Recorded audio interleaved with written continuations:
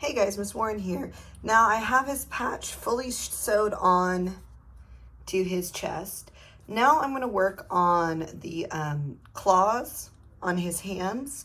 I have the scrap accent color here. I think I'm going to do one piece sewn on the inside here. And then it has two spikes coming off of it like a claw. So I think I'm going to kind of cut a square almost, and I'm gonna slant in for the claw on this side. Cut straight up. And notice that I almost always start near the edge, and I'm gonna use all the stuff up to the edge. It's, a lot of times it's kind of silly to cut your design out of the middle.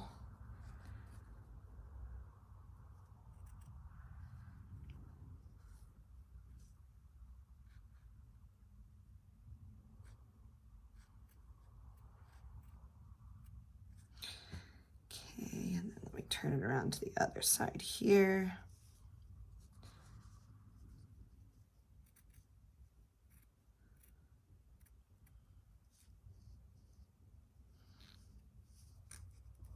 There we go. So there I have kind of like two claws. Let's see if that's, might be a little bit wide. I'm going to sew that to the inside of his hand here.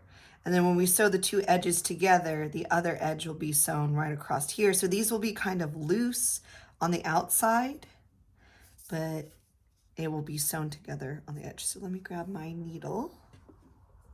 So one thing I didn't do here is that it's always smart to stick your needle in a pin cushion or in a piece of scrap fabric when you're not using it. That way you don't poke yourself and you can find it. So if you have your needle off to the side while you're making a design, poke it into a piece of scrap fabric or into a pin cushion if you have one, just so you can find it easily and you don't accidentally poke yourself or drop it on the floor. So I'm going to reload.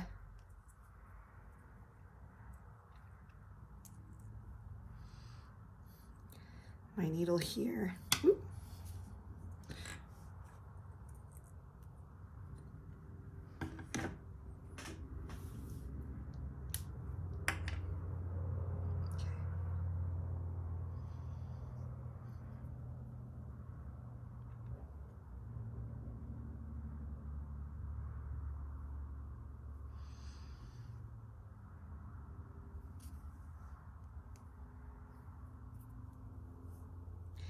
Okay, because this is kind of just like a big square on the back side there, I'm just going to sew along the edge of the hand here.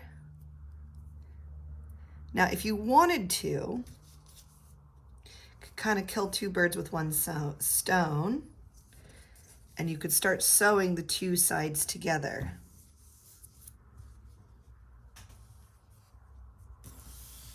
So there's my back side. You want to finish all the detail work on the back side first though, and I haven't finished the horn detail, so I'm going to have to finish that before I get up there. Scooch this up a little bit, line up my front and my back, put the claws in between there.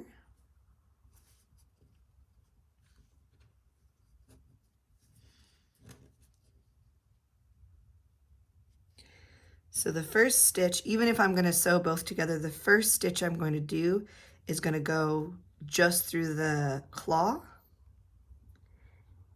and the hand right here, because I want that knot to be on the inside. Then I can go back through the front part, the claw, and the second back layer there.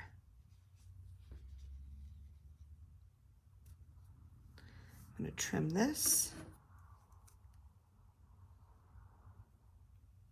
so it doesn't get in my way. And I'm going to do a kind of like a wrapping stitch.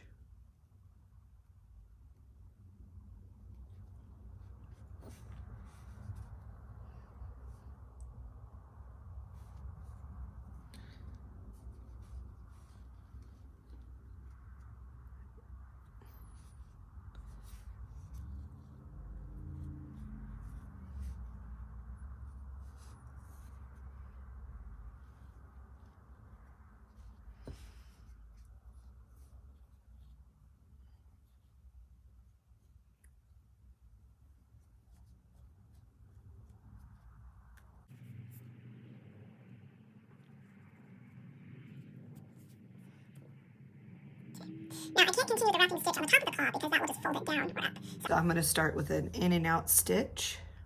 See, it looks kind of crazy on the back there.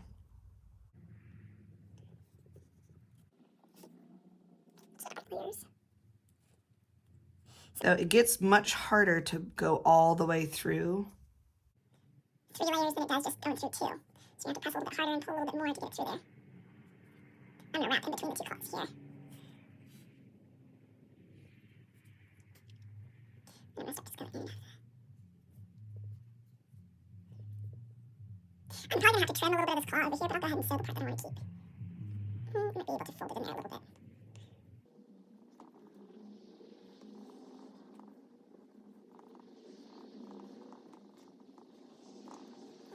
I'm going to trim the second claw because it's sticking out a little bit too far to look right for this hand.